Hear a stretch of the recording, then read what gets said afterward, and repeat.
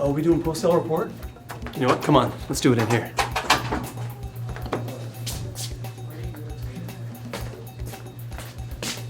Slide that guy out. Come on. All right, guys. Well, Brother John's gone, so we might as well use the big boy office while he's away. I better put these pictures down first, though, here. Yeah, this is nice. Welcome, everyone, to this week's post-sale report.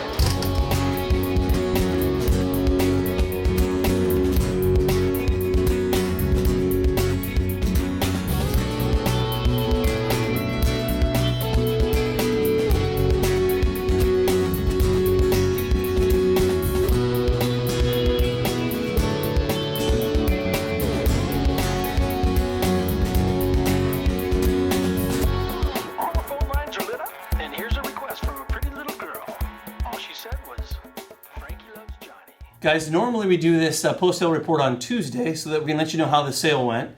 Today we're a day early. It's Monday. Our Monday afternoon repo sale just got finished up. We wanted to remind you that every Monday at 2 p.m. we have 100 plus repos and off-lease vehicles from Wells Fargo Dealer Services, Golden One Credit Union, a great selection of cars from Wheels and from ARI.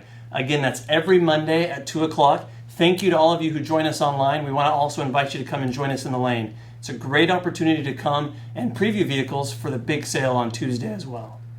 We also want you to be sure to join us July 23rd and 24th. Put it on your calendars now. That's our annual cornrow sale. It's the biggest sale of the summer. 2,000 cars. We're doing a hot rod sale. We're also doing RVs and power sports as well. It is not too early to reserve your spot, so contact the sales department and make some commitments to send some cars for that sale. It'll be a great event. You're not going to want to miss it. So you'll all remember our last post-sale report. I talked a little bit about a race, a triathlon that we were getting ready to do. I talked a pretty good game about all the guys that I was going to beat.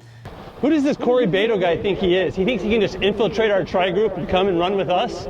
He's going to get owned on Saturday. Mark Melton. They call him the Bullet.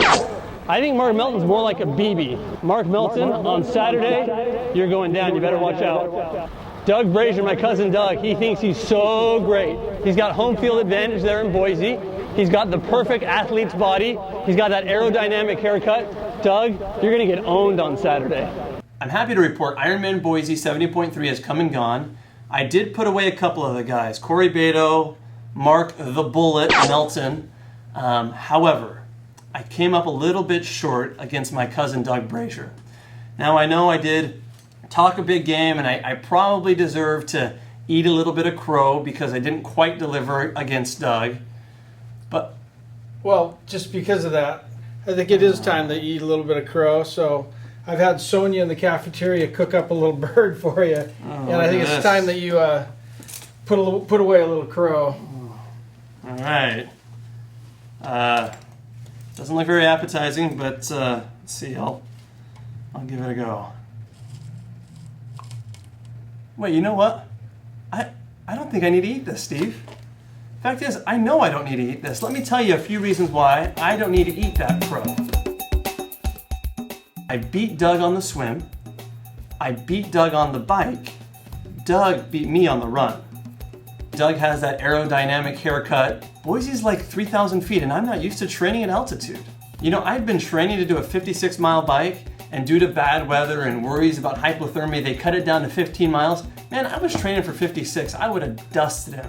Doug wears those fancy leotard-looking tri-suit things. Although we did have staggered starts, in reality, I did cross the finish line first. Doug had one of those fancy aerodynamic helmets, like he's an Avatar or something that stretches out along his back. Because they shortened the race, my wife and my family, they didn't have a chance to get to the finish line. Doug has this whole big fan club cheering him on. How is that fair?